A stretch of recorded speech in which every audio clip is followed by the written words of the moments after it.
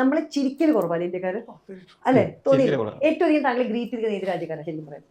എനിക്ക് തോന്നുന്നത് ഒരു ഫ്രണ്ട്ലി ആയി ഹൃദയം തുറന്ന് ഗ്രീറ്റ് ചെയ്യുന്നത് കൂടുതലും നമ്മുടെ ഈ മധ്യേഷ്യൻ രാജ്യങ്ങളാണ്. വികസിതമായ അറബ് രാജ്യങ്ങളല്ല, അവികസിതമായ അറബ് രാജ്യങ്ങളും മധ്യേഷ്യൻ. അവിടെ ചെന്ന് കഴിഞ്ഞാൽ ഇന്ത്യക്കാരെ വലിയ സ്നേഹം. കാരണം ഇവര് ഇപ്പൊ സോവിയറ്റ് യൂണിയന്റെ ഭാഗമായിരുന്ന പല രാജ്യങ്ങളിലും അവർക്ക് കാണാൻ അനുവദിച്ചിരുന്ന സിനിമകൾ സോവിയറ്റ് സിനിമകളും അല്ലെങ്കിൽ പിന്നെ ഇന്ത്യൻ സിനിമയായിരുന്നു.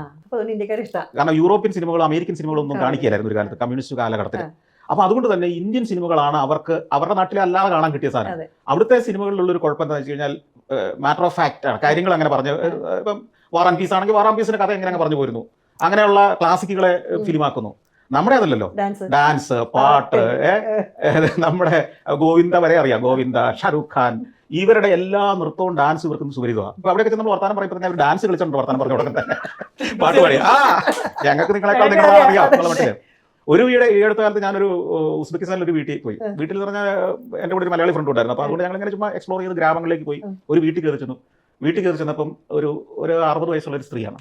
അവര് വന്നിട്ട് വിശേഷങ്ങളൊക്കെ പറഞ്ഞു. അപ്പോൾ അവർ ഇംഗ്ലീഷ് അറിയില്ല. അപ്പോൾ അവർ പറയുന്നത് എൻ്റെ ഈ സുഹൃത്ത് ട്രാൻസ്ലേറ്റ് ചെയ്തു. അപ്പം എൻ്റെ അടുത്ത്, ഞാൻ നാട്ടിൽ നിന്ന് ആ ദിവസം ചെന്നേന്ന് അറിഞ്ഞപ്പോഴേ എൻ്റെ അടുത്ത് ചോദിച്ച കാര്യം, ഈ ഷാരൂഖ് ഖാൻ്റെ കണ്ണ് ശരിയായോ എന്നെ അടുത്ത് ചോദിച്ചേ. അപ്പോൾ അതിന് മുമ്പ് ഏതോ ഒരു 2 ദിവസം മുമ്പ് ഷാരൂഖ് ഖാൻ്റെ കണ്ണിന് എന്തോ ഒരു സർജറി നടത്തുമോ എന്തോ ഒരു കാര്യം എന്ന് പറഞ്ഞിട്ട് അയാൾ വീഡിയോ വാർത്ത കണ്ടു.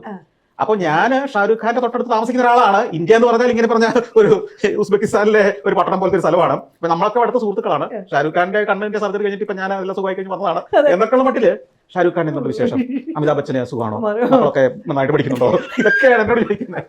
അപ്പോൾ ഇന്ത്യയെക്കുറിച്ചും അല്ലെങ്കിൽ ഇന്ത്യക്കാരെ കുറിച്ചും മാത്രമല്ല, അവർ വളരെ നിഷ്കളങ്കമായിട്ട് വളരെ ഓപ്പൺ ആയിട്ട്